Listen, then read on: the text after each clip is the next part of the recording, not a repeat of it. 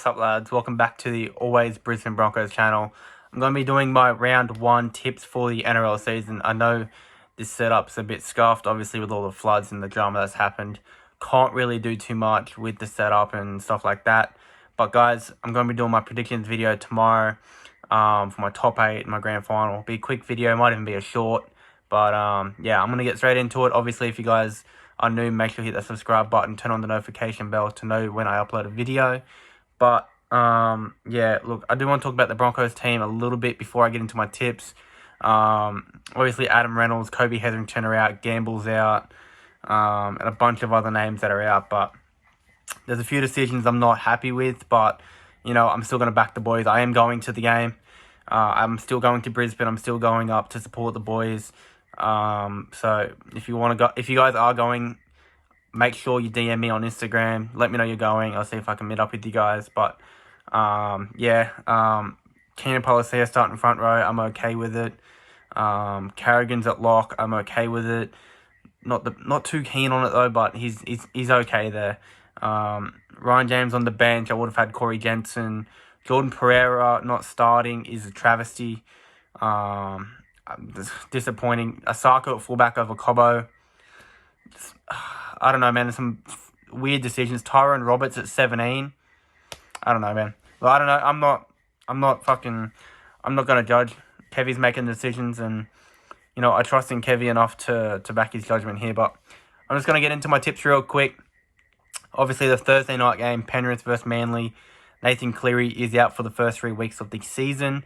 So that prompts me to tip Manly. Cleary's a big part of that Penrith team, so I'm going Manly 1-12.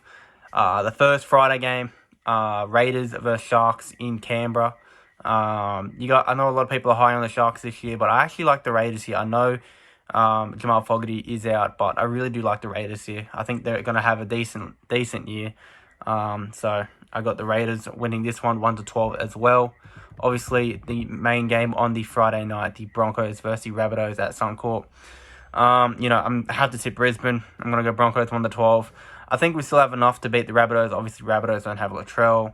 They've got an inexperienced halfback. They're lacking in the forwards.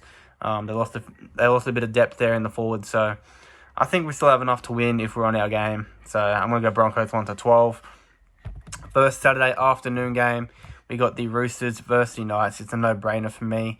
Roosters, probably maybe even 13+. I think they will win. It's at the SCG as well. They don't lose there much. I think they only lost once there last year to Brisbane. So I'm backing the Roosters here quite easily as well. Second Saturday game, 5:30 at the Sunshine Coast. The Warriors versus the St. George Dragons. This one will also be a tight game. Chanel Harris-DeVito is named at fullback for the Warriors. I don't like that at all. So I'm going to go the Dragons. I'm going to go 13+. I think they'll come out and start the season strong like they always do. So Dragons 13+ for me. And the last game on the Saturday night, the West Tigers versus the Melbourne Storm at CommBank Stadium. Tigers obviously did improve their squads a fair bit, but again, Storm, they named Nick Meaney at 6, which is interesting. Whether or not he plays there is yet to be seen.